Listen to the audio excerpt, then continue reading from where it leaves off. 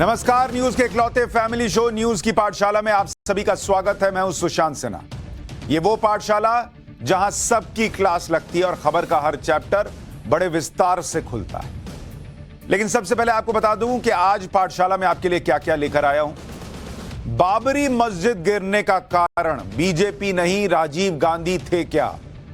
ये क्यों पूछ रहा हूं, ये क्यों कह रहा हूं, आज इसका चैप्टर खोलूंगा। बाबरी का ताला किसने खुलवाया, हिंदुओं से बड़े धोखे का चैप्टर भी आज आपके सामने रखने वाला। अयोध्या में कार सेवकों पर गोली चलने के पहले क्या हुआ था, आज 6 दिसंबर को उसके बारे में भी बात करना बहुत जरूरी है। इसके अलावा अमेरिका हो, यूरोप हो, चीन हो, मोदी कैसे किसी को छोड़ने के मूड में नहीं है, आज ये भी बताऊंगा। हिस्ट्री की एक और क्लास लगेगी जिसमें देश का वो नेता जिसने गांधी को महात्मा मानने से इनकार किया, उसके बारे में बताऊंगा।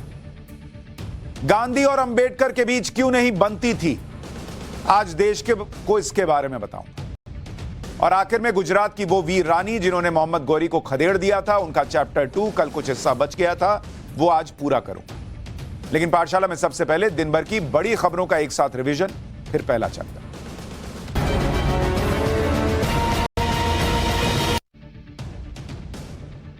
गुजरात चुनाव के नतीजों से पहले ही बीजेपी शपथ ग्रहण की तैयारी में जुट गई है। कॉन्फिडेंस लेवल देख रहे हैं आप।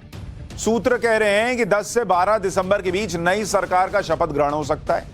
एग्जिट पोल के बाद बीजेपी जीत को लेकर मतलब भयंकर कॉन्फिडेंट है इसका मतलब, क्योंकि लगभग हर एग्जिट पोल में गुजरात में बीजेपी की जीत का अनुमान है। टाइम्स नाउ, नवभारत और ईटीजी के एग्जिट पोल के मुताबिक बीजेपी को गुजरात में रिकॉर्ड 135 से 145 सीटें मिल सकती हैं, जो 2002 की रिकॉर्ड 127 सीट से भी ज्यादा हो सकती है। दिल्ली में बीजेपी के राष्ट्रीय पदाधिकारियों की 2 दिन की बैठक आज खत्म हो गई। इस दौरान पार्टी के अध्यक्ष जेपी नड्डा वहां थे। राष्ट्रीय और राज्यों और जिलों के पदाधिकारियों से घर घर कैंपेन के तहत घर घर पहुंचने का कार्यक्रम होना चाहिए, यह कहा गया। बैठक के पहले दिन प्रधानमंत्री मोदी थे, जिन्होंने बीजेपी के पदाधिकारियों को सांस्कृतिक राष्ट्रवाद को अभियान बनाने का मंत्र दिया। गुजरात में चुनाव खत्म होते ही बीजेपी मिशन 2024 में जुट गई है। इसी मकसद से पार्टी हेडक्वार्टर में यह इंपॉर्टेंट मीटिंग हुई है, जिसमें प्रधानमंत्री ने सांस्कृतिक राष्ट्रवाद के अलावा वंशवाद पर निशाना साधने और बूथ सशक्तिकरण पर जोर दिया। अयोध्या में विवादित ढांचा गिराए जाने के आज 30 साल पूरे हो गए। इस मौके पर देश की सेंट्रल यूनिवर्सिटी है अलीगढ़ मुस्लिम यूनिवर्सिटी, उसमें ब्लैक डे मनाया गया। इस दौरान अल्लाहू अकबर के नारे लगे। मजहबी नारे लगाने के साथ एएमयू के स्टूडेंट्स ने दावा किया कि बाबरी हमेशा मस्जिद के तौर पर ही कायम रहेगी। हैरानी की बात यह है कि अलीगढ़ मुस्लिम यूनिवर्सिटी के छात्रों ने देश की सबसे बड़ी अदालत सुप्रीम कोर्ट के अयोध्या ऑर्डर की भी आलोचना की। एएमयू प्रशासन ने इस प्रोटेस्ट से किनारा कर लिया। यूनिवर्सिटी प्रशासन ने यह भी कहा कि इसके लिए कोई मंजूरी नहीं ली गई थी, लेकिन चूंकि स्टूडेंट्स ने निजी हैसियत से इसमें हिस्सा लिया था, ऐसे में उन पर कार्रवाई नहीं की जाएगी।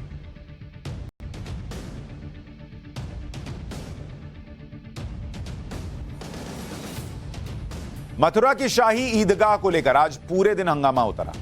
कुछ हिंदू संगठन भगवान श्री कृष्ण के जन्म परिसर में हनुमान चालीसा पढ़ने पहुंचे थे, मगर वहां पहले से मुस्तैद पुलिस ने उन्हें हिरासत में ले लिया। कुछ और लोगों ने कृष्ण जन्मभूमि में एंट्री करने के बाद शाही ईदगाह में नमाज के वक्त हनुमान चालीसा पढ़ने की कोशिश की। उन्हें भी पुलिस ने फौरन रोक लिया। जिन लोगों से पूछताछ की जा रही है उनमें से कुछ दिल्ली और पश्चिम बंगाल के भी बताए जा रहे हैं। लखीमपुर खीरी हिंसा मामले में पुलिस ने चार्जशीट दाखिल कर दी है। आशीष मिश्रा समेत 13 लोगों पर इस मामले में लखीमपुर की एडीजे फर्स्ट कोर्ट ने आरोप तय कर दिए। आशीष मिश्रा पर आईपीसी की धारा 302 और 307 लगाई गई है। अब 16 दिसंबर से ट्रायल शुरू होगा। 3 अक्टूबर 2021 को लखीमपुर के तिकुनिया में हिंसा हुई थी, जिसमें कुछ किसानों के जीप से कुचले जाने का आरोप लगा था। महाराष्ट्र और कर्नाटक सीमा विवाद अब काफी उग्र होता जा रहा है। कर्नाटक के बेलगावी में रक्षण वेदिके के कार्यकर्ताओं ने महाराष्ट्र के वाहनों की एंट्री का विरोध किया। इस दौरान ट्रक पर पथराव हुए। नेशनल हाईवे पर हंगामा करने वालों को पुलिस ने हटाने की कोशिश की, लेकिन प्रदर्शनकारी वहां से टस से मस नहीं हुए। इसके जवाब में ठाकरे गुट के शिव सैनिकों ने कर्नाटक की बसेस पर जय महाराष्ट्र लिख दिया। दिल्ली दंगों से जुड़े एक केस में ताहिर हुसैन पर आरोप तय हो गए हैं। दिल्ली की कड़कड़डुमा कोर्ट ने अपने आदेश में कहा कि ताहिर हुसैन वो शख्स है जो हिंदुओं को निशाना बनाने की साजिश में शामिल था और उसके घर पर मौजूद लोग बंदूकों, एसिड और पेट्रोल बॉम्ब से लैस थे। कोर्ट ने दंगा करने वालों पर सख्त टिप्पणी करते हुए सोचा समझा प्लान बताया इसे। ताहिर हुसैन के अलावा 10 और लोगों के खिलाफ आरोप तय किए गए। तो ये हो गया दिन भर का रिवीजन। अब पाठशाला की पहली क्लास और इसमें 1990 के दौर का वो चैप्टर खोलने जा रहा हूं जिसमें सवाल यह है कि क्या बाबरी मस्जिद गिरने की वजह राजीव गांधी थे। आपको यह भी बताऊंगा कि बाबरी मस्जिद का ताला किसने खुलवाया था और अयोध्या में कार सेवकों पर गोली चलने से पहले क्या क्या हुआ था।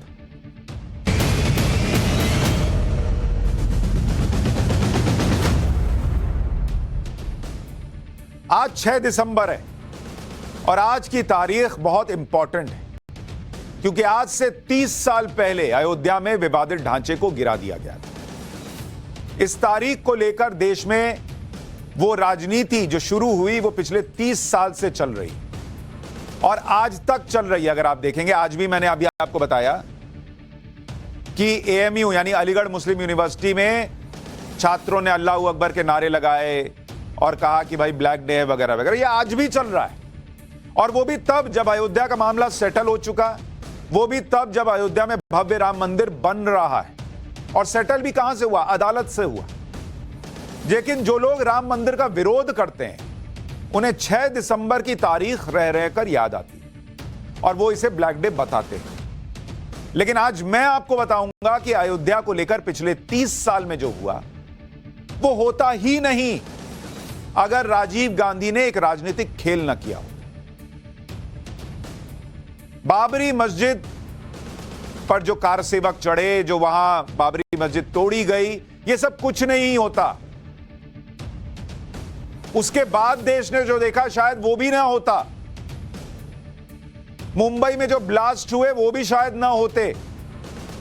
हिंदू और मुसलमान के बीच जो खाई बढ़ गई शायद वो भी ना इतनी बढ़ती अगर वो राजनीतिक खेल ना होता। वो राजनीतिक खेल क्या था, इसे समझने के लिए आपको 1990 के दौर में कुछ महीनों के लिए कांग्रेस के समर्थन से प्रधानमंत्री बने चंद्रशेखर के उस प्लान के बारे में जानना होगा जिसमें बिना किसी खून खराबे के अयोध्या में मंदिर भी बनने वाला था और खुद मुसलमान मंदिर बनवाने वाले थे और अयोध्या मसले का स्थायी समाधान निकल जाता। लेकिन कहा जाता है कि राजीव गांधी ने खेल कर दिया। क्या था वो खेल? राजीव गांधी ने क्या किया वो बताऊं उससे पहले सुनिए उस वक्त हुआ क्या। 1990 के अक्टूबर में अयोध्या में कार सेवकों पर गोली चली थी जिसके बारे में आपको आगे बताने वाला हूं। उसी के बाद यह मामला और भड़क गया था और जब यह मामला भड़क गया तो उस साल नवंबर में प्रधानमंत्री बने चंद्रशेखर ने एक बड़ी पहल की। चंद्रशेखर के जीवन पर लेखक रॉड्रिक मैथ्यूज की किताब है चंद्रशेखर। इस किताब में लिखा है कि चंद्रशेखर जी ने तब राम जन्मभूमि न्यास और ऑल इंडिया बाबरी मस्जिद एक्शन कमेटी, दो पक्ष थे, एक राम जन्मभूमि न्यास जो कह रहा था मंदिर होना चाहिए, ऑल इंडिया बाबरी मस्जिद एक्शन कमेटी जो कह रही थी नहीं बाबरी मस्जिद रहेगा। इन दोनों के नेताओं को तात्कालिक प्रधानमंत्री चंद्रशेखर जी ने बातचीत के लिए बुलाया और बहुत सीक्रेट रखा, प्रेस को नहीं पता, किसी दूसरे को नहीं बताया कि भाई ये बातचीत चल रही।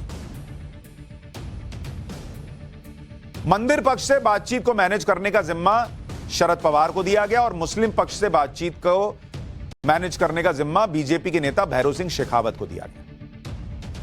और यह बातचीत प्राइम मिनिस्टर ऑफिस में हुई और उसके बाद यह शरद पवार और भैरव सिंह शेखावत को जिम्मेदारी दी गई। लेकिन पीएमओ में क्या हुआ? मीटिंग में चंद्रशेखर सरकार में मंत्री कमल मुरारका भी मौजूद रहे और किताब में उनके हवाले से लिखा गया है। किताब का दावा है कि पहले वीएचपी नेताओं से बातचीत की गई, उनको पहले अलग बुलाया चंद्रशेखर जी, उनसे कहा कि मैं आज प्रधानमंत्री हूं, पता नहीं इस पद पर कब तक रहूंगा, लेकिन जब तक मैं हूं विवादित ढांचे को कोई हाथ नहीं लगा सकता। मतलब उन्होंने कहा कि यह बाबरी मस्जिद को कोई छू नहीं सकता जब तक मैं प्राइम मिनिस्टर हूं। अगर किसी ने हाथ लगाने की कोशिश की तो गोली चलाने का ऑर्डर आ जाएगा और कई लोग मारे जाएंगे। यह इस किताब में दावा है कि चंद्रशेखर जी ने बैठकर प्राइम मिनिस्टर के तौर पर उनसे कह दिया कि भाई मैं जब तक हूं छूना नहीं, और छूओगे तो गोली चलेगी, साधु संत मारे जाएंगे। फिर सोच लो। तो मतलब एक तरीके से उनको यह मैसेज दिया गया कि वहां पर मस्जिद तोड़ने की बात नहीं हो सकती, मतलब जबरन। फिर उन्होंने अलग से मुस्लिम पक्ष को बुलाया, उनसे बातचीत शुरू की उन्होंने मुस्लिम पक्ष को बताया कि वीएचपी नेताओं को कह दिया गया है कि ढांचा सुरक्षित रहेगा, आप चिंता मत कीजिए। लेकिन फिर यहां उन्होंने एक ट्विस्ट किया। उन्होंने कहा कि अगर हिंदू मुस्लिम दंगा हो गया, क्योंकि इस देश में 5-6 लाख गांव हैं जहां हिंदू मुसलमान साथ साथ रहते हैं, और अगर मान लीजिए हिंदू मुस्लिम दंगा भड़क गया तो इसे काबू में करने के लिए उतनी पुलिस नहीं है मेरे पास, फिर सोचिए क्या होगा। तो एक तरफ थोड़ा सा डर जो है वो उन्होंने मुस्लिम पक्ष के अंदर डाला, थोड़ा सा डर उन्होंने हिंदू पक्ष के अंदर डाला, क्योंकि जैसा कहा गया है भय बिन होए न प्रीत। तो उनको पता था कि जब तक ये किसका क्या नुकसान हो सकता है ये समझ में नहीं आएगा, तब तक ये लोग बातचीत के टेबल पर आएंगे नहीं। तो उन्होंने बड़ा स्मार्टली खेला, हिंदू पक्ष को बोला, मुस्लिम पक्ष को बोला। इस बिना लाग लपेट वाली बातचीत के 2 दिन बाद दोनों पक्ष बीच का रास्ता निकालने के लिए तैयार हो गए। हिंदू पक्ष भी तैयार हो गया, मुस्लिम पक्ष भी तैयार हो गए, और मुस्लिम पक्ष इस बात पर राजी हो गया कि वो विवादित ढांचे की जमीन हिंदुओं को दे देगा। वो बोल रहे ठीक है, हिंदुओं की आस्था का मामला, यहां मंदिर बन जाएगा, कोई दिक्कत नहीं है। मुस्लिम पक्ष तैयार हो गया, लेकिन उसने 2 शर्तें रखी। एक कि इसके बदले उन्हें कहीं जमीन मिल जाए, जैसे अभी सुप्रीम कोर्ट ने दे दी है, और साथ में यह कानून पारित कर दिया जाए कि इसके बाद धार्मिक स्थलों को लेकर कोई और विवाद नहीं होगा। वही 15 अगस्त 1947 की तारीख तय हो जाएगी, जैसा 1991 में नरसिम्हा राव सरकार ने कर भी दिया, वो वर्शिप एक्ट लाकर। तो दोनों पक्ष इस पर राजी हो गए, लेकिन समझौता पूरा नहीं हो पाया, क्योंकि मार्च 1991 में कांग्रेस ने समर्थन वापस ले लिया और चंद्रशेखर के नेतृत्व वाली सरकार गिर गई। अब इसमें राजीव गांधी जी का किरदार क्या है, किताब में उसका भी जिक्र है। राजीव गांधी ने क्या खेल किया, इसके बारे में लेखक रॉड्रिक मैथ्यूज की किताब चंद्रशेखर में उस वक्त मंत्री रहे कमल मुरारका के हवाले से दावा किया गया कि शरद पवार ने इस समझौते के बारे में राजीव गांधी को बताया था, जिस पर राजीव गांधी ने चंद्रशेखर को फोन करके कहा था कि वो बहुत खुश हैं कि चंद्रशेखर ने यह काम कर दिया, कि मतलब अयोध्या का मसला सॉल्व हो रहा है। फोन पर कहा कि बहुत बढ़िया काम किया।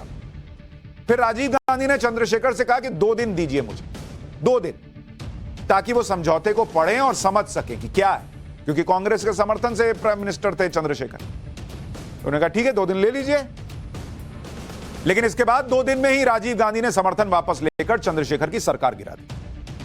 राजीव गांधी को शायद लगा कि अगर चंद्रशेखर यह विवाद सुलझा देंगे तो वो बहुत लोकप्रिय हो जाएंगे। ये उनके उस वक्त के मंत्री रहे मुरारका साहब कह रहे हैं कि राजीव गांधी को लगने लग गया था कि चंद्रशेखर लोकप्रिय हो जाएंगे। वो नहीं चाहते थे कि चंद्रशेखर को क्रेडिट मिले, और इसलिए सरकार गिरा दी।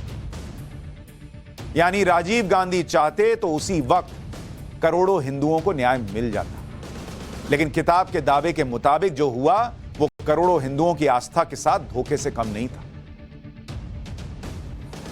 अगर उस वक्त ये ना हुआ होता तो हिंदू मुस्लिम के बीच जो खाई बढ़ती चली गई इस मसले के बाद, वो शायद इतनी ना बढ़ती। सोचिए कितना बड़ा घटनाक्रम है जिसके बारे में ज्यादा चर्चा ही नहीं होती। हालांकि इससे पहले भी इस मामले में ऐसा कुछ हुआ था जो हिंदुओं के साथ धोखे जैसा ही था, उसके बारे में भी अभी आपको आगे बताऊंगा। लेकिन उससे पहले अक्टूबर 1990 में जो हुआ वो भी आपको जानना चाहिए, क्योंकि उससे सबको समझ आ गया था कि यह हिंदुओं की आस्था का सबसे बड़ा मामला है, जिसके लिए हिंदू जान देने के लिए भी तैयार थे। बावजूद उसके चंद्रशेखर जी ने जो रास्ता निकाला, जो हल निकाला, उस हल तक देश को पहुंचने नहीं दिया गया। सोचिए वो देश के साथ कितना बड़ा अन्याय हुआ। कार सेवकों के साथ जो हुआ, हिंदुओं की भावनाओं के साथ जो हुआ, उसकी पूरी कहानी आज आपको बताता हूं। 25 सितंबर 1990 को तत्कालीन बीजेपी अध्यक्ष थे लाल कृष्ण आडवाणी।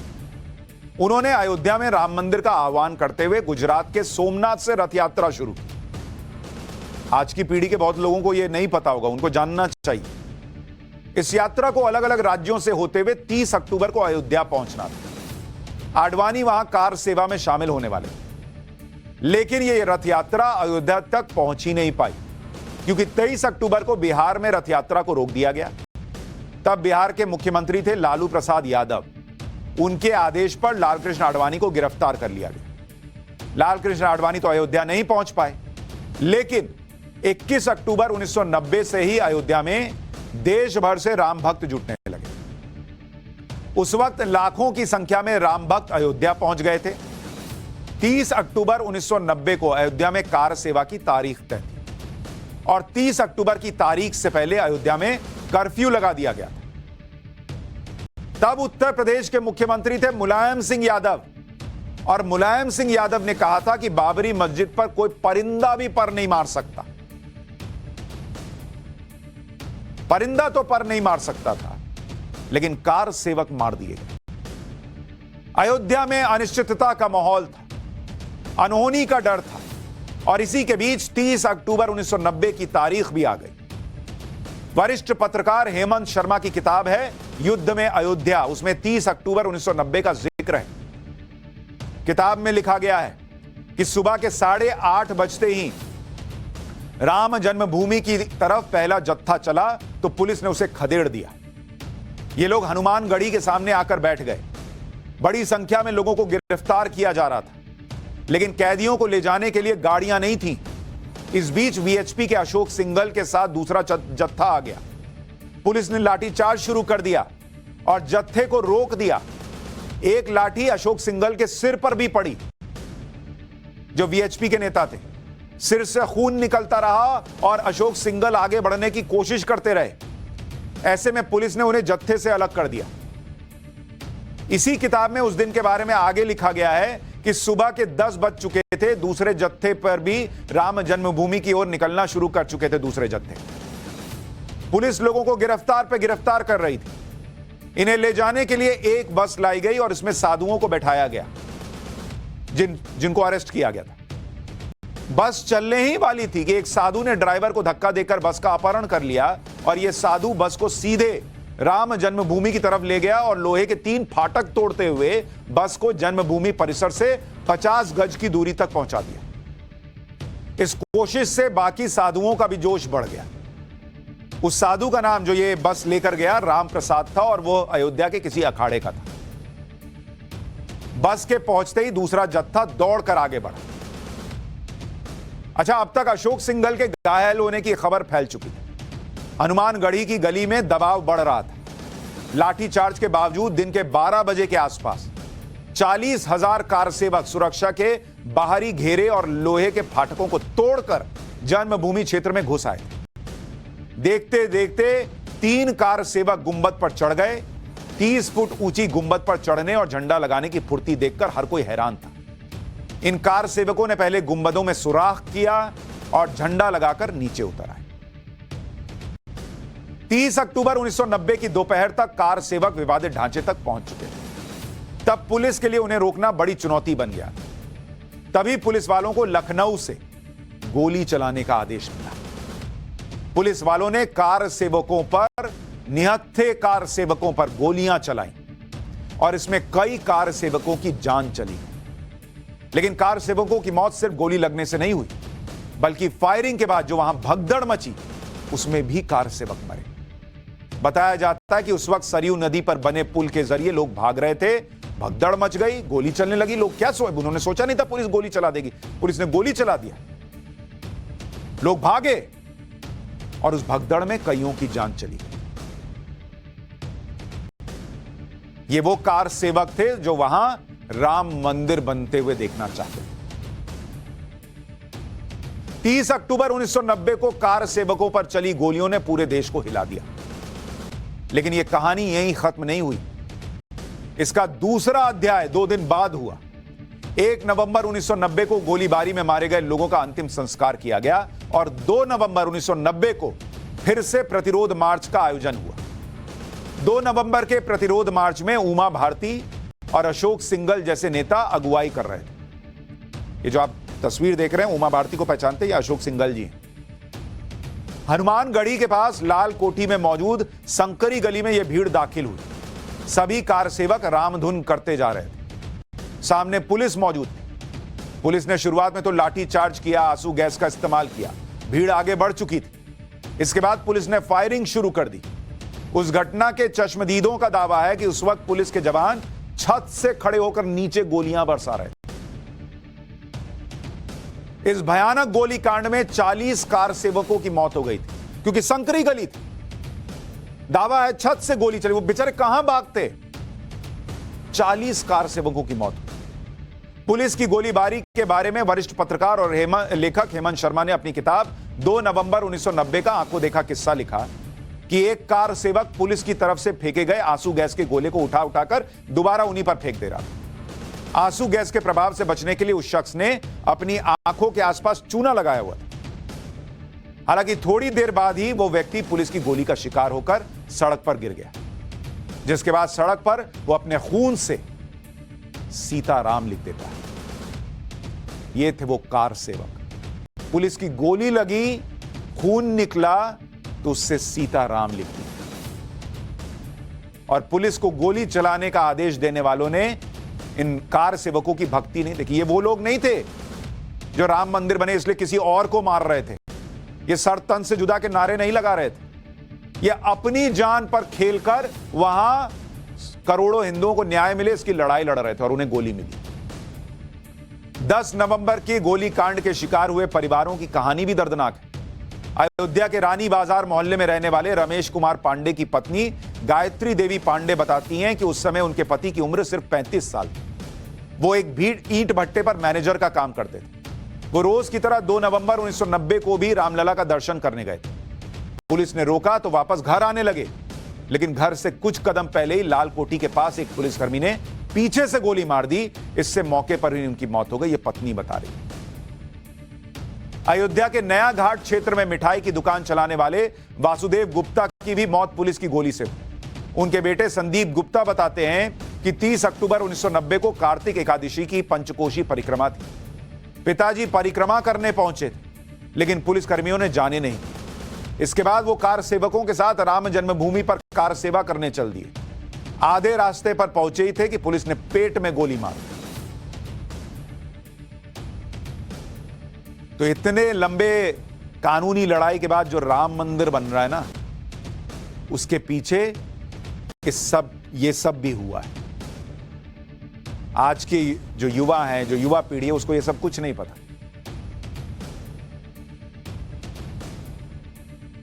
कार सेवकों पर जब गोलियां बरसाई गईं तो उसका शिकार कोलकाता के कोठारी बंधु भी हुए थे। उनकी दर्दनाक मौत ने राम मंदिर के आंदोलन को और उग्र कर दिया। 20 साल के शरद और 23 साल के राम कुमार कोठारी उन लाखों कार सेवकों में से थे जो उस वक्त अयोध्या में मौजूद थे। दोनों भाई कोलकाता से अयोध्या आए थे। कहा जाता है कि इन्हीं दो भाइयों ने ही 30 अक्टूबर के दिन विवादित ढांचे के गुंबद पर भगवा झंडा फहराया था। कोठारी भाइयों के दोस्त राजेश अग्रवाल की किताब अयोध्या के चश्मदीद के मुताबिक 30 अक्टूबर को गुंबद पर चढ़ने वाला पहला शख्स शरद कोठारी था, फिर उसका भाई राम कुमार। राजेश अग्रवाल के मुताबिक 30 अक्टूबर को गुंबद पर झंडा लहराने के बाद शरद और राम कुमार 2 नवंबर को विनय कटियार के नेतृत्व में दिगंबर अखाड़े की तरफ से हनुमानगढ़ी की तरफ जा रहे थे। जब पुलिस ने गोली चलाई तो दोनों पीछे हटकर लाल कोठी वाली गली के घर में छिप गए। लेकिन थोड़ी देर बाद जब ये दोनों बाहर निकले तो पुलिस फायरिंग का शिकार हो गए। दोनों ने मौके पर ही दम तोड़ दिया। 4 नवंबर 1990 को शरद और रामकुमार कोठारी का सरयू के घाट पर अंतिम संस्कार किया गया। उनके अंतिम संस्कार में हजारों लोगों की भीड़ आई थी। अयोध्या में कार सेवकों पर गोली चलाने के वक्त मुख्यमंत्री मुलायम सिंह यादव थे। इस फैसले के बाद कैसे मुलायम सिंह के खिलाफ गुस्सा था, कैसे उनके आसपास के लोग उनसे कटने लगे थे, यह भी आपको जानना चाहिए। उस वक्त मुलायम सिंह के घर मिलने वालों का तांता लगा रहता था, लेकिन इस घटना के बाद उनके घर के बाहर लगने वाली कतारें खत्म हो गईं। जो लोग मुलायम से अक्सर मिलने आते थे, उनके करीबी थे, उन्होंने भी आना जाना और हालचाल पूछना बंद कर दिया। दावा है कि फोन की घंटी तक बजनी बंद हो गई मुख्यमंत्री के घर पर। उन दिनों को याद करते हुए मुलायम सिंह यादव ने कहा था कि 11 दिन के दौरान मेरी तबीयत बिगड़ गई, मैं बिल्कुल अकेला पड़ गया था और आइसोलेट हो गया था। यह सब कुछ मेरी जान पर भारी था। लेकिन मुलायम सिंह ने कभी यह नहीं कहा कि उन्होंने गलत किया, कभी यह नहीं कहा कि फायरिंग से बचा जा सकता। 23 जुलाई 2013 को मुलायम सिंह ने एक इंटरव्यू में कहा था कि उस समय मेरे सामने मंदिर, मस्जिद और देश की एकता का सवाल था। बीजेपी वालों ने अयोध्या में 11 लाख की भीड़ कार सेवा के नाम पर लाकर खड़ी कर दी थी। देश की एकता के लिए उन्हें गोली चलवानी पड़ी। हालांकि उन्हें इस बात का अफसोस है, लेकिन और कोई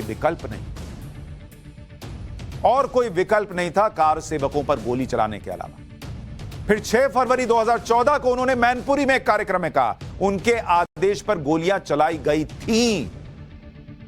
कहा उन्होंने 24 जनवरी 2016 को मुलायम सिंह ने एक बयान में कहा था कि अयोध्या में कार सेवकों पर गोली चलाने का आदेश दिया था। इसका अफसोस है, लेकिन धर्मस्थल को बचाना जरूरी था, इसलिए गोली चलवाई। अफसोस जताया, लेकिन गलती नहीं मानी कि निहत्थे कार सेवकों पर गोली चलवाई।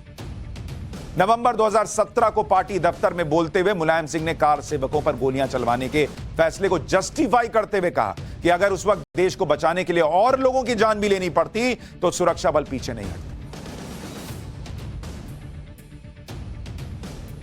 यह तो उस वक्त क्या हुआ आपको यह बताया। अब एक और किस्सा बताता हूं। राजीव गांधी को लेकर आम धारणा यह है कि जब वो प्रधानमंत्री थे तब उन्होंने हिंदुओं के लिए विवादित ढांचे का ताला खुलवा दिया, बाबरी मस्जिद का, और उन्होंने ही मुसलमानों के लिए शाहबानो केस में सुप्रीम कोर्ट का फैसला पलटकर संसद में कानून बनवाया। इस मामले को कांग्रेस की राजनीतिक सौदेबाजी भी कई बार कहा गया, लेकिन यहां भी हिंदुओं के साथ कैसे धोखा हुआ वो आपको बताता हूं।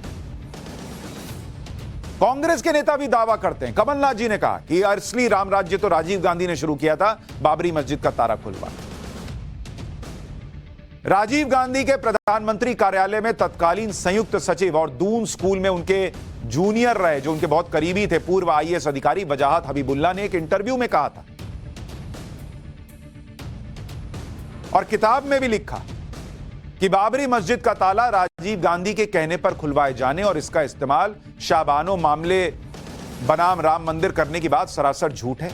सच तो यह है कि पूर्व प्रधानमंत्री को 1 फरवरी 1986 को अयोध्या में जो हुआ उसकी जानकारी तक नहीं थी और अरुण नेहरू को मंत्री पद से हटाए जाने की वजह यही थी।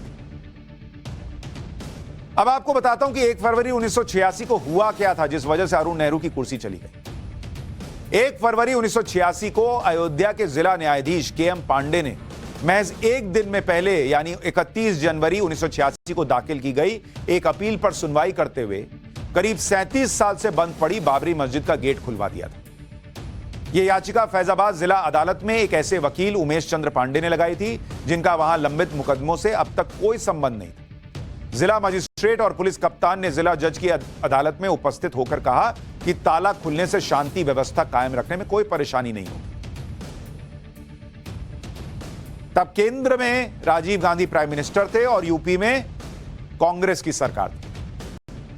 लेकिन इसमें राजीव गांधी और अरुण नेहरू की भूमिका क्या थी आपको यह जानना चाहिए। पहले अरुण नेहरू की भूमिका के बारे में आपको बताता हूं। अरुण नेहरू राजीव गांधी सरकार में तब केंद्रीय गृह राज्य मंत्री थे। वजाहत हबीबुल्लाह ने अपनी किताब में लिखा कि 1 फरवरी 1986 को अरुण नेहरू उत्तर प्रदेश के मुख्यमंत्री वीर बहादुर सिंह के साथ लखनऊ में मौजूद थे। हबीबुल्लाह ने गुजरात के दौरे पर जा रहे प्रधानमंत्री राजीव गांधी से बाबरी मस्जिद का ताला खोले जाने की बात उठाई, जिस पर राजीव गांधी ने कहा कि उन्हें मामले की जानकारी तो अदालत का आदेश आ जाने के बाद हुई और अरुण नेहरू ने उनसे किसी तरह का कोई सलाह मशवरा भी नहीं किया था। यानी राजीव गांधी के करीबी यह दावा कर रहे हैं कि राजीव गांधी ने उन्हें खुद बताया कि बाबरी मस्जिद का ताला खुला। यह तो राजीव गांधी को भी नहीं पता था और कांग्रेस के नेता दावा करते हैं कि यह तो राजीव गांधी ने खुलवा दिया। हबीबुल्लाह के मुताबिक इसी वजह से अरुण नेहरू का मंत्री पद चला गया, जबकि अरुण नेहरू राजीव गांधी के करीबी थे। तो इस ब्लैक डे, जिसको सो कॉल्ड ब्लैक डे मनाया जाता है, इसके पीछे की कई कहानियां जो मुझे लगा आज आपको बतानी चाहिए। पाठशाला में अब प्रधानमंत्री नरेंद्र मोदी की डिप्लोमेसी का चैप्टर, जो अमेरिका, यूरोप, चीन तीनों में किसी को बख्शने के मूड में थे।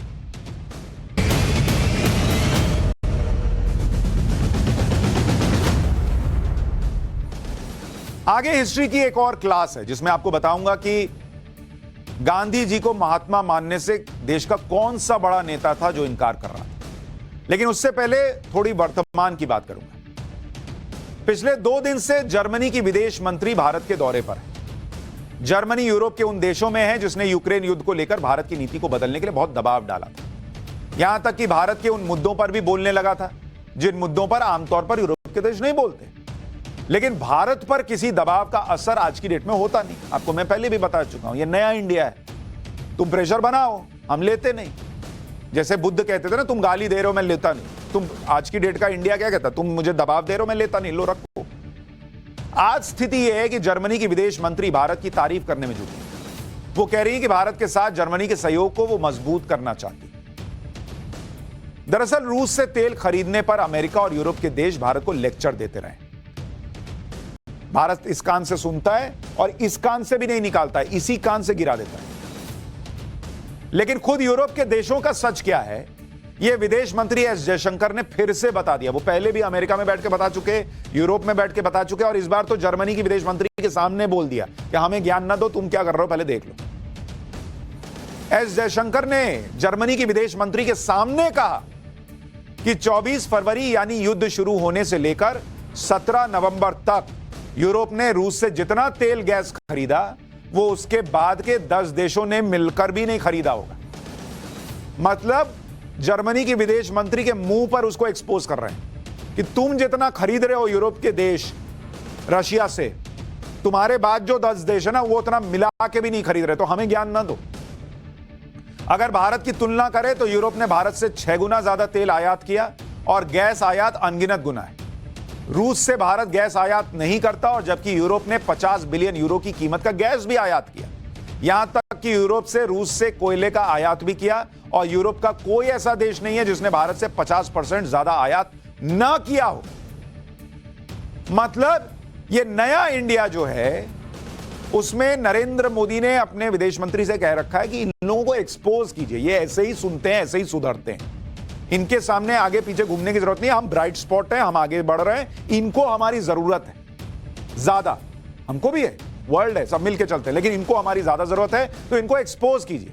और विदेश मंत्री मुंह पे बोल रहे हैं कि तुम हमसे ज्यादा खरीद रहे हो, तुम्हारा कोई देश नहीं है जिसने हमसे ज्यादा ना खरीदा हो, तो हमें मत समझाओ।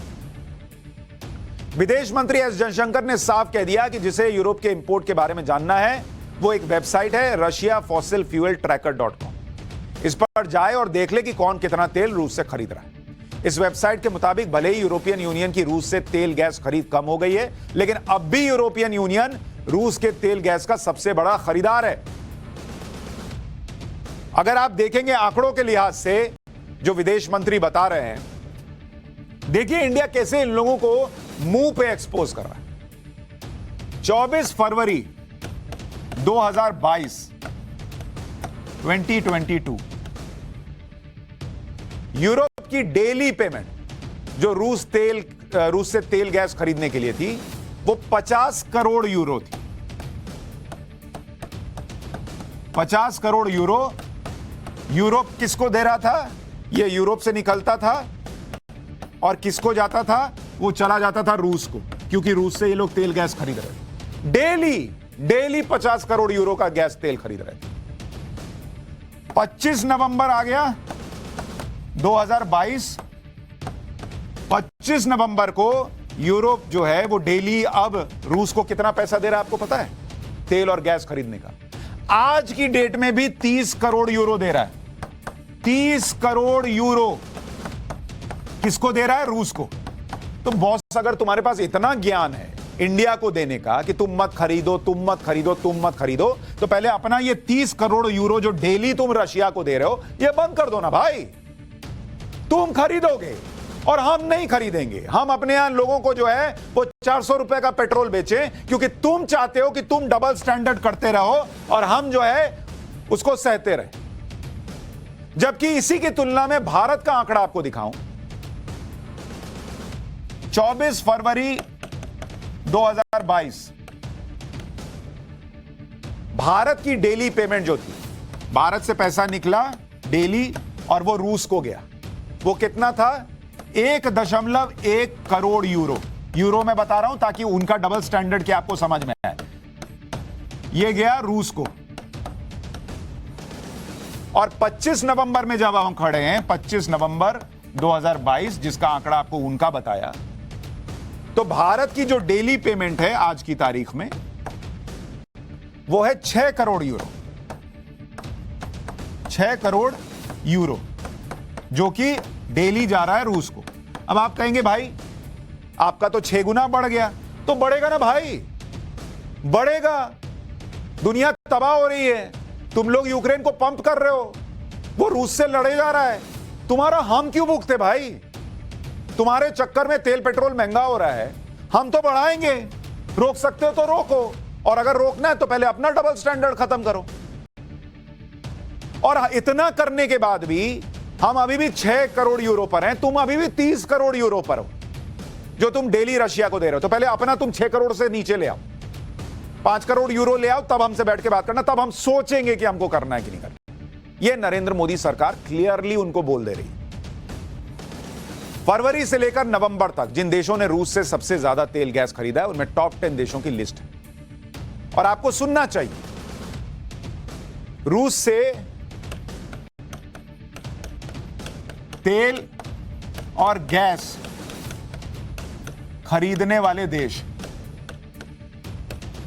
ये कौन है? टॉप 10 में कौन है? जरा सुनिए, जरा इनका डबल स्टैंडर्ड आपको बता दो।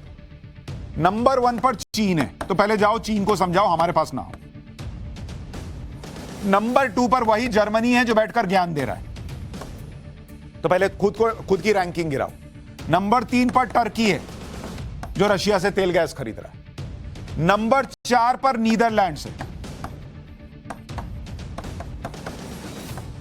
और नंबर 5 पर जाकर भारत की एंट्री होती है। हम नंबर 5 पर हैं, तो हमसे पहले ऊपर के जो 4 हैं इनसे बात कर लो, फिर आगे देखेंगे। नंबर 6 पर इटली है जो कि रशिया से तेल गैस खरीद रहा है।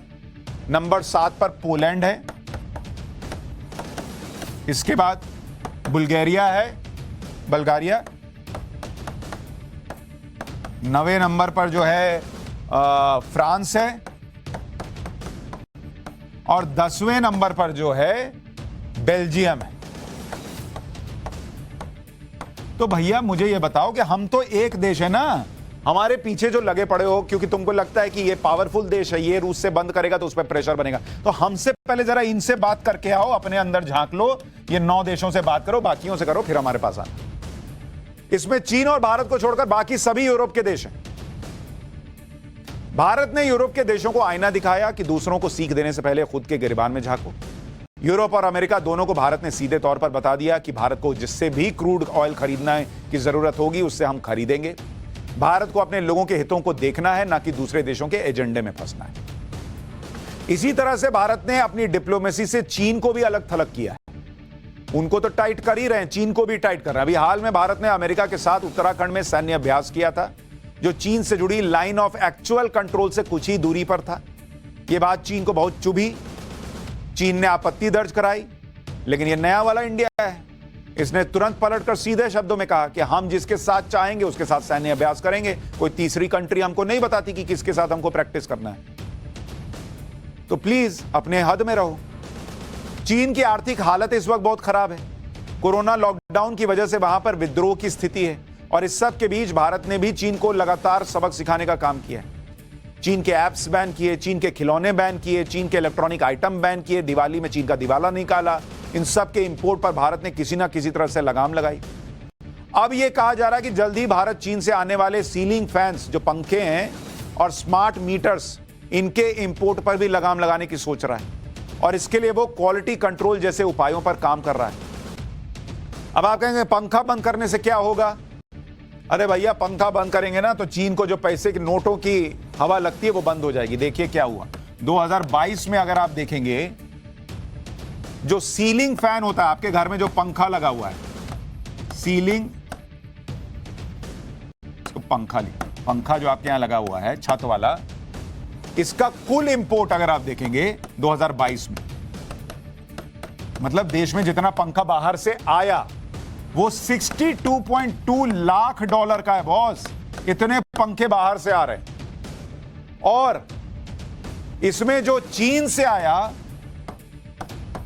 $62 का लाख का जो पंखा आया, उसमें से $59.9 लाख जो है वो कहां से आया? वो चीन से अकेले आ रहा है।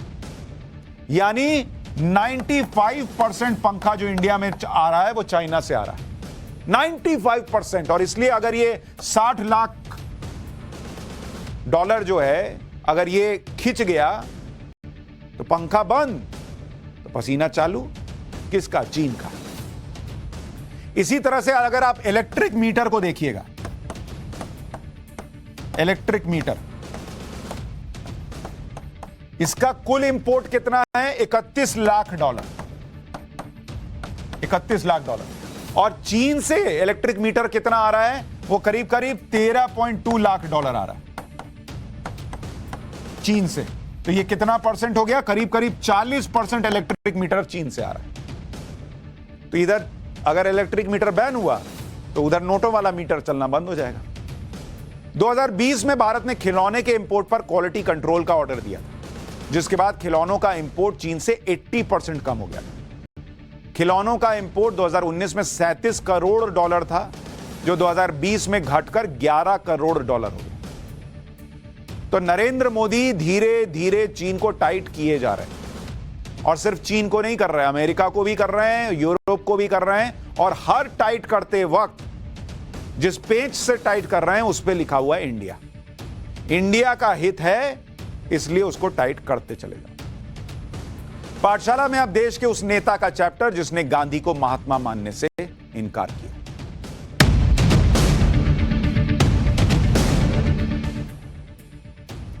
आज भारत का संविधान बनाने वाले डॉक्टर भीमराव अंबेडकर की पुण्यतिथि।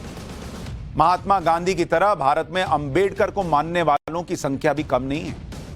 भले ही अंबेडकर महात्मा गांधी की तरह सर्वमान्य नेता नहीं बन पाए उनके लेवल पर, और इसका कारण अंबेडकर और गांधी के बीच का वैचारिक टकराव भी रहा। लेकिन आज पाठशाला में आपको विस्तार से बताऊंगा कि क्यों गांधी और अंबेडकर के बीच बनती नहीं, और यह भी बताऊंगा कि ये दोनों एक दूसरे के बारे में क्या सोचते थे। क्यों अंबेडकर ने गांधी को महात्मा मानने से इनकार कर दिया। महात्मा गांधी हम सब बोलते हैं, अंबेडकर ने खुलकर बोला मैं उनको महात्मा नहीं मानता। क्यों?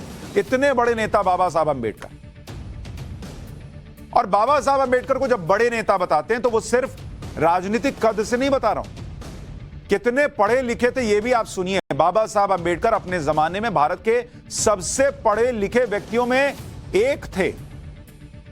वो पहले ऐसे भारतीय थे जिन्होंने विदेश से अर्थशास्त्र में पीएचडी की थी। इंग्लैंड से भी की, अमेरिका से भी की, दोनों जगह से अर्थशास्त्र में पीएचडी की। 1913 में वो स्कॉलरशिप पर अमेरिका की कोलंबिया यूनिवर्सिटी में एमए की पढ़ाई के लिए गए थे। फिर उन्होंने लंदन के मशहूर ग्रेज इन में बैरिस्टर एट लॉ की डिग्री ली। उन्होंने मशहूर लंदन स्कूल ऑफ इकोनॉमिक्स से पीएचडी की।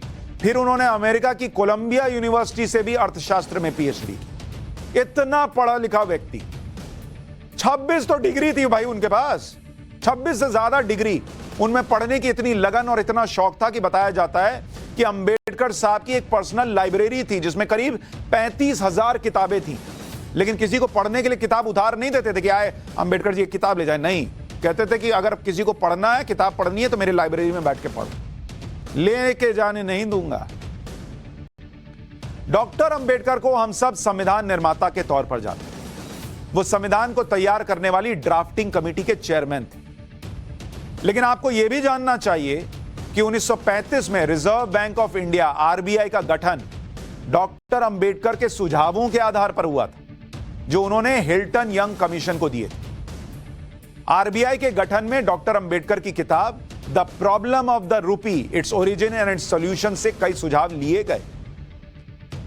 तो संविधान बाबा साहब ने दिया, इसका जिक्र तो होता है, लेकिन देश को आरबीआई देने में, रिजर्व बैंक ऑफ इंडिया देने में भी बाबा साहब का योगदान था।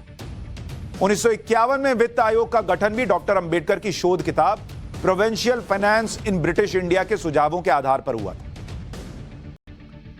डॉक्टर अंबेडकर जिस दौर में उभर रहे थे वो दौर महात्मा गांधी का भी था, जो देश के सबसे लोकप्रिय और सर्वमान्य नेता बन चुके थे। लेकिन डॉक्टर अंबेडकर की महात्मा गांधी से कभी नहीं बनी, और ना ही डॉक्टर अंबेडकर ने कभी गांधी को महात्मा माना। यह वैचारिक टकराव किस तरह का था, यह आज आपको सुनना चाहिए। यह हिस्ट्री का वो चैप्टर है जिसकी ज्यादा चर्चा नहीं होती। महात्मा गांधी 1915 में दक्षिण अफ्रीका से भारत लौटे, और 1916 में उन्होंने पहली बार बीएचयू के भाषण में देश को अंग्रेजों से आजाद कराने की बात की। अंबेडकर ने 1916 में अमेरिका की कोलंबिया यूनिवर्सिटी में पहली बार भाषण दिया और ऐसी आजादी की बात की थी जो जाति व्यवस्था से मुक्त। मतलब महात्मा गांधी देश को आजाद चाहते थे, वो चाहते थे देश आजाद हो, लेकिन जाति व्यवस्था से मुक्त आजाद हो, यह अंबेडकर चाहते थे। तो विचारों का यही अंतर आगे चलकर गांधी और अंबेडकर के बड़े टकराव का कारण बना। यह वो दौर था जब देश में महात्मा गांधी सर्वमान्य नेता थे और कांग्रेस सर्वमान्य पार्टी। सब मानते थे कांग्रेस को, गांधी जी को। किसी भी मुद्दे पर महात्मा गांधी की राय आखिरी मानी जाती थी। लेकिन अंबेडकर कई मुद्दों पर गांधी से सहमत नहीं होते थे।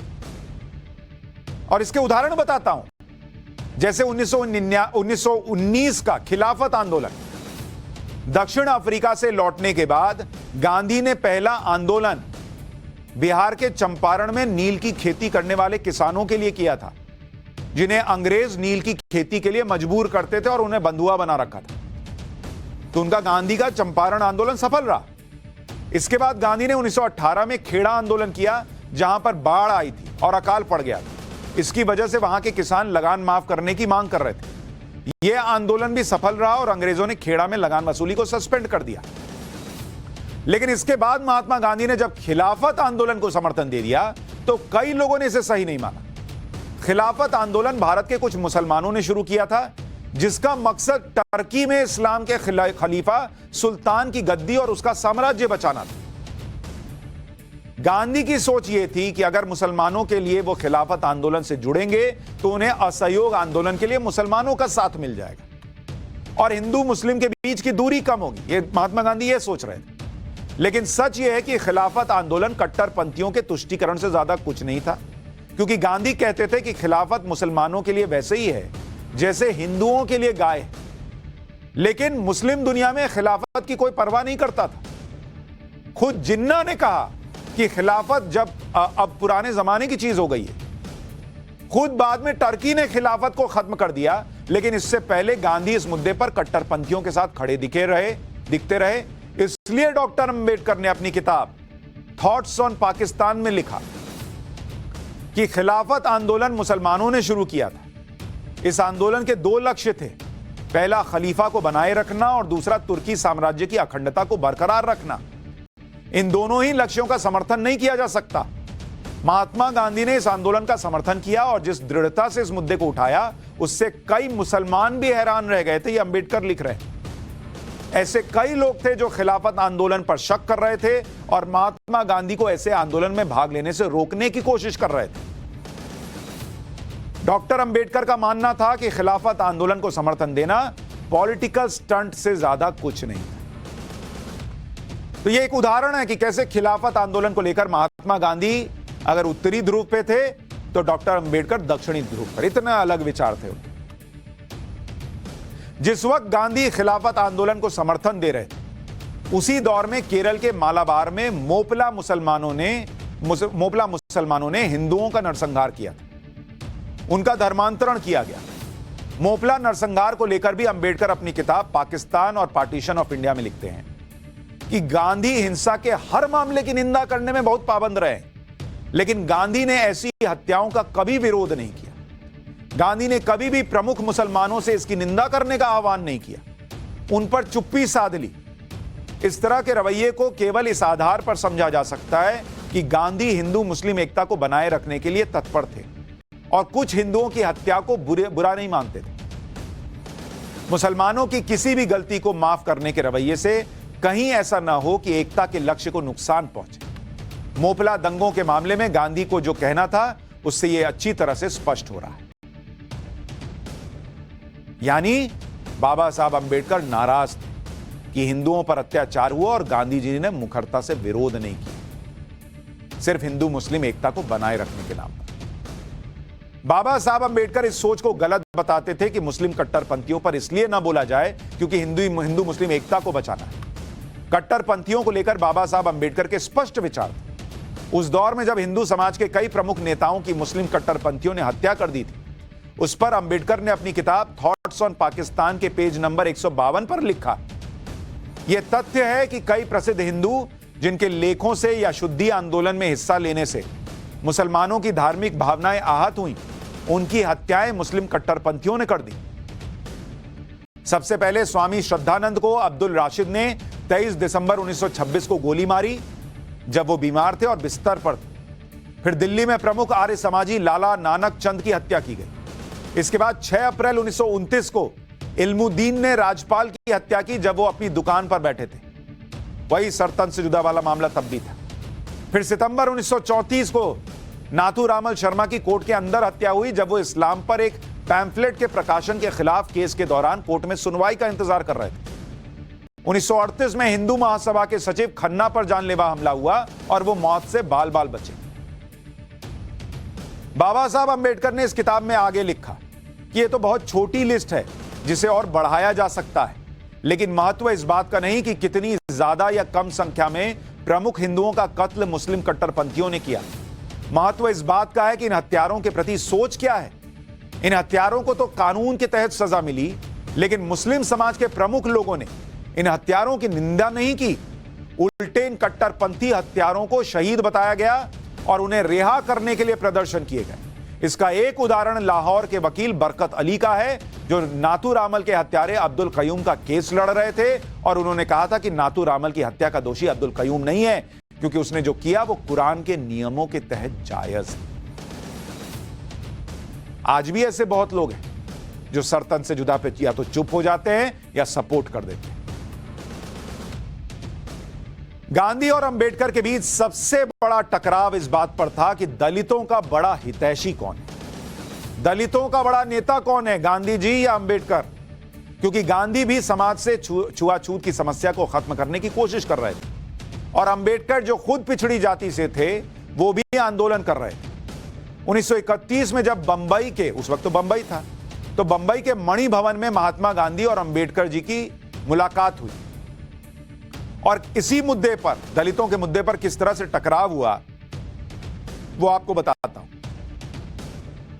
महात्मा गांधी ने अंबेडकर से कहा कि आपको मुझसे और कांग्रेस से कुछ शिकायतें हैं, लेकिन आप शायद जानते नहीं कि मैं पिछड़ों और दलितों के लिए तब से काम कर रहा हूं जब आप पैदा भी नहीं हुए थे। इस पर भीमराव अंबेडकर ने कहा कि यह सही है कि आप मेरे पैदा होने के पहले से पिछड़ों के लिए काम कर रहे हैं। सभी बूढ़े और बुजुर्ग व्यक्ति हमेशा अपनी उम्र पर ही जोर देना पसंद करते हैं। इस पर महात्मा गांधी ने कहा कि कांग्रेस ने पिछड़ों के उद्धार के लिए 22 लाख रुपए खर्च किए, उस जमाने में 22 लाख रुपए। गांधी जी की इस बात पर अंबेडकर ने जवाब दिया कि कांग्रेस छुआछूत को दूर करने के लिए गंभीर ही नहीं है, आप सीरियस नहीं है। अगर वो गंभीर होती कांग्रेस, तो कांग्रेस का सदस्य बनने की शर्त खादी पहनना नहीं होती, बल्कि छुआछूत को दूर करना होती। जैसे कोई इंसान जो पिछड़ों को अपने घर में नहीं रखता, जो पिछड़ों को नहीं पढ़ाता, जो पिछड़ों के साथ खाना नहीं खाता, वो कांग्रेस का सदस्य नहीं बन पाएगा। आप ये नियम रखते। अंबेडकर ने यह तर्क दिया गांधी जी को पलटकर। अंबेडकर की बात सुनकर महात्मा गांधी बोले, यह देखकर हैरानी होती कि आप जैसे लोग मेरा और कांग्रेस का विरोध करते हैं। इसका जवाब भी अंबेडकर ने गांधी जी को दिया और कहा कि हम महान नेताओं और महात्माओं पर विश्वास करने के लिए तैयार नहीं हैं। मैं इस बात को लेकर बहुत स्पष्ट हूं। इतिहास बताता है कि महात्मा क्षणभंगुर होते हैं और वो सिर्फ धूल उड़ाते हैं, लेकिन स्तर नहीं उठाते। ये थे महात्मा गांधी को लेकर अंबेडकर के विचार। यहां अंबेडकर और गांधी के बीच वैचारिक मतभेद दिख रहे हैं, लेकिन इसका मतलब यह नहीं था कि अंबेडकर गांधी को मानते ही नहीं थे। यह नहीं था। अंबेडकर खुद कहते थे कि वो कुछ ज्यादा ही स्पष्ट और मुखर हैं, यानी जो कहते थे वो बिना लाग लपेट के मुंह पे बोल देते थे। इसका मतलब नहीं कि गांधी जी का अनादर करते थे, लेकिन कई चीजों पर वो गांधी जी से इत्तेफाक नहीं रखते थे और मुंह पर बोल देते थे। 1955 में भीमराव अंबेडकर ने एक इंटरव्यू दिया था, जिसमें उन्होंने महात्मा गांधी के बारे में अपने विचार जाहिर किए थे। उन्होंने इस इंटरव्यू में महात्मा गांधी को महात्मा मानने से भी इनकार कर दिया था। उन्होंने कहा था कि मैं गांधी से एक विरोधी के तौर पर मिला और मेरा यह मानना है कि मैं दूसरे लोगों के मुकाबले गांधी को बेहतर तरीके से जानता हूं, क्योंकि मेरे सामने उन्होंने असली रंग दिखाया था। मैं गांधी के अंदर के इंसान को देख सकता था। दूसरे लोग उनसे भक्त के तौर पर मिलते थे और उनके बाहरी आवरण को देखते हैं, जो बाहरी आवरण उन्होंने महात्मा का बनाया हुआ था, लेकिन मैंने उन्हें इंसान के तौर पर देखा और जिसकी वजह से मैं ये कह सकता हूं कि मैं दूसरों से बेहतर गांधी को जानता हूं। अंबेडकर ने इस इंटरव्यू में कहा कि गांधी जी बिल्कुल रूढ़िवादी हिंदू थे। वो कभी एक सुधारक नहीं थे। उनकी ऐसी कोई सोच नहीं थी। वो छुआछूत के बारे में सिर्फ इसलिए बात करते थे कि दलितों, पिछड़ों को कांग्रेस के साथ जोड़ सके। दूसरी बात, वो ये चाहते थे कि कोई उनकी स्वराज की सोच का विरोध न करे। अंबेडकर ने कहा कि उन्हें हैरानी होती है कि जब पश्चिमी देशों के लोग गांधी में दिलचस्पी दिखाते हैं। मैं इसे समझ नहीं पाता, क्योंकि गांधी भारत के इतिहास की एक घटना है, लेकिन वो कभी युग निर्माता नहीं थे। अंबेडकर ने गांधी के बारे में आगे कहा कि एक राजनेता के तौर पर वो कभी महात्मा नहीं थे। मैं उन्हें महात्मा मानने से इनकार करता हूं, यह अंबेडकर ने इस इंटरव्यू में कहा। मैंने अपनी जिंदगी में कभी उन्हें महात्मा नहीं कहा है और वो इस उपाधि के हकदार नहीं है, यह अंबेडकर इंटरव्यू में बोल रहे हैं। यहां तक कि नैतिकता के आधार पर भी वो महात्मा नहीं। ये थे बाबा साहब अंबेडकर, खुलकर बोलने वाले, स्पष्ट। वरना गांधी जी को महात्मा बोलना न मानने वाला व्यक्ति शायद ही इस देश में कोई मिले, और न भी मानता हो तो बोलने वाला इंटरव्यू में शायद ही कोई। पाठशाला में अब वीर महारानी नाइकी देवी का वो चैप्टर जो कल समय की कमी के कारण अधूरा रह गया था।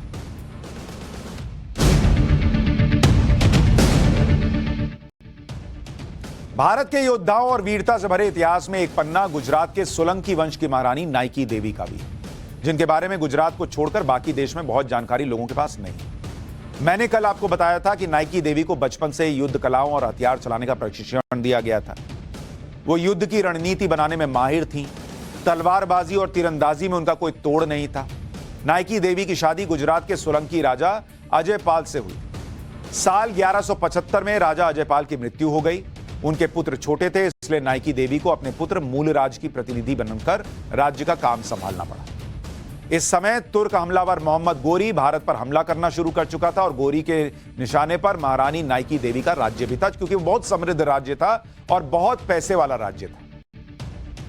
मोहम्मद गोरी ने 1175 में मुल्तान पर कब्जा कर लिया था और भारत में प्रवेश के लिए गोरी को गुजरात सबसे बेहतर लगा, क्योंकि उस वक्त यहां का राजा एक बालक था जिसका मार्गदर्शन रानी नाइकी देवी कर रही थी। साल 1178 तक मोहम्मद गोरी मुल्तान के बाद कच्छ तक आ चुका था। मोहम्मद गोरी ने गुजरात की राजधानी अनिलवाड़ा पाटन की तरफ कूच किया। गोरी के भारत में आने में गुजरात ही सबसे बड़ा बाधक था।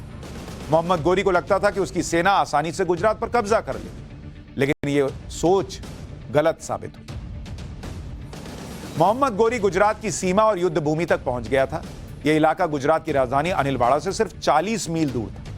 यहां आने के बाद मोहम्मद गोरी ने रानी नाइकी देवी को एक संदेश भिजवाया, जिसमें लिखा था कि अगर नाइकी देवी मोहम्मद गोरी के सामने आत्मसमर्पण कर देती और अपने राज्य की महिलाओं के साथ गोरी के हरम में आ जाएं, वो लोग हरम रखते थे ना उस वक्त, तो सबकी जान बच सकती। मोहम्मद गोरी के संदेश से रानी नाइकी देवी बहुत गुस्सा हुई। क्या हिम्मत है तुम्हारी जी, तुम हमको हरम में रखोगे? तो उन्होंने कूटनीति से काम लिया और मोहम्मद गोरी के पास संदेश भिजवाया कि मोहम्मद गोरी की सभी शर्तें सोलंकी राज्य मानने को तैयार है। मोहम्मद गोरी को संदेश भिजवाने के फौरन बाद रानी नाइकी देवी युद्ध की तैयारी में जुट गई। उधर वो शांत हो गया, उसको लगा कि अच्छा ये लोग तो सरेंडर करेंगे। इधर युद्ध की तैयारी शुरू कर दी। रानी नाइकी देवी अपनी सेना के कमजोर और मजबूत पक्ष के बारे में जानती थी, इसलिए रानी ने मोहम्मद गोरी को ऐसे स्थान पर घेरने की रणनीति बनाई जिससे गोरी की सेना अनजान थी। रानी नाइकी देवी की सेना ने माउंट आबू के पास गदरार हट्टा के पास मोर्चा लगाया। यह इलाका छोटी बड़ी पहाड़ियों से घिरा हुआ था। रानी नाइकी देवी ने अपनी सेना को 25-25 हजार की टुकड़ियों में बांटा। अपने कुछ सैनिकों को मोहम्मद गोरी की सेना में शामिल करा दिया। इस समय तक मोहम्मद गोरी की सेना अनिलवाड़ा नहीं पहुंच पाई थी। वो माउंट आबू के पास तक पहुंची, जहां रानी नाइकी देवी की सेना पहले से उसका इंतजार कर रही थी। जिस इलाके में रानी नाइकी देवी और मोहम्मद गोरी के बीच युद्ध हुआ, वो जगह राजस्थान के सिरोही में कसाहराड़ा गांव में साल 1178 में इसी गांव के मैदान में दोनों सेनाओं के बीच जबरदस्त युद्ध हुआ। रानी नाइकी देवी ने अपने बेटे को पीठ पर बांधकर घोड़े पर सवार होकर मोहम्मद गोरी के खेमे तक पहुंची। रानी को देख मोहम्मद गोरी खुश हो गया। उसे लगा कि रानी आत्मसमर्पण करने आई, लेकिन उसी समय रानी नाइकी देवी ने दोनों हाथों में तलवार पकड़कर गोरी की सेना पर हमला शुरू कर दिया। रणनीति के अनुसार उसी समय रानी की सेना ने विपरीत दिशा से मोहम्मद गोरी पर हमला किया और इस दो तरफा हमले से मोहम्मद गोरी की सेना बैकफुट पर आ गई। रानी नाइकी देवी ने तलवार से मोहम्मद गोरी पर भी हमला किया, जिससे गोरी बुरी तरह से घायल भी हुआ। मोहम्मद गोरी के अंगरक्षकों ने उसे घोड़े पर बिठाकर किसी तरह से युद्ध क्षेत्र से बाहर निकाला। रानी नाइकी देवी ने अपने संस्कारों की वजह से भागते हुए शत्रु पर पीछे से हमला नहीं किया। अगर वो चाहती तो वो मोहम्मद गोरी को उसी समय खत्म कर सकती थी, लेकिन संस्कार थे इसलिए पीछे से हमला नहीं। रानी नाइकी देवी से बुरी तरह से हारने के बाद मोहम्मद गोरी घोड़े पर सवार होकर मुल्तान भाग गया। कहा जाता है कि मोहम्मद गोरी अपनी सैनिकों को निर्देश दिया था उसने कि कुछ भी हो जाए, घोड़ा रुकना नहीं चाहिए, इतना डर गया था। भले ही उसे घोड़े पर बैठे बैठे नींद आ जाए, लेकिन भगाते रहो, पता नहीं पीछे से ना आ जाए। अगर घोड़ा थक जाए तो दूसरे घोड़े पर उसे बिठाकर सीधे मुल्तान में ही रुकना, इतना डरा हुआ था मोहम्मद गोरी। मोहम्मद गोरी का भारत के किसी हिंदू राज्य पर यह पहला आक्रमण था जिसमें वो बुरी तरह से हारा और उसे वापस लौटना पड़ा। इस युद्ध में गोरी को बहुत नुकसान हुआ क्योंकि उसकी भारी भरकम सेना को रेगिस्तान के रास्ते बहुत वक्त लेकर रानी नाइकी के साम्राज्य तक पहुंचना पड़ा था और इसमें भी उसे कामयाबी नहीं मिली और वो लूट नहीं सका। तो घंटी बज गई है, पाठशाला खत्म हो रही है, लेकिन आप सोचिए, ऐसी वीर रानी नाइकी देवी का इतिहास आप में से कितनों को पता? मोहम्मद गोरी आप पढ़ते हैं, लेकिन उस गोरी का बुखार छुड़ा देने वाली रानी नाइकी देवी के बारे में आपको क्यों नहीं पढ़ाया? इसीलिए कहता हूं पाठशाला में आया कीजिए। आज के लिए इतना ही, नमस्कार।